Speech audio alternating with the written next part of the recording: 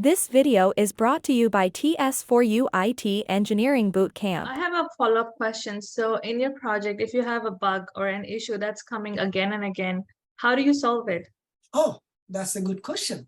Bug is coming over and over. So let me continue the bug life cycle.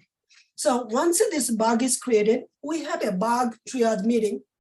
What happened if we communicate in our chat group about the bug?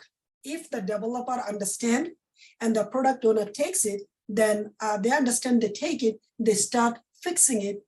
And then once they fix it, DevOps engineer deploy the code, and we do not need the manual deployment. We have the automated deployment, and we get the notification, hey, the code is fixed, you can retest. And I go back to the retest the entire bug and execute all the test cases.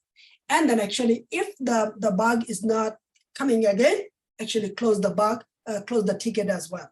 So now you're saying bug is coming over and over. Well, I did not have these issues because then I have some problem in my testing. So I did not have this issue. But there is some configuration issues we have had.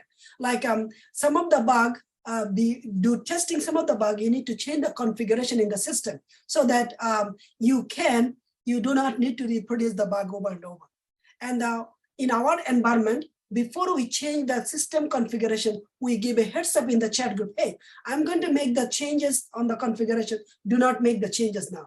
Once I am done with my part, I put the configuration back to normal so that everybody knows. So maybe you guys have this issue. We have the good communication in our environment. Before we make any changes, we have to have the good communication so that everybody become aware of this.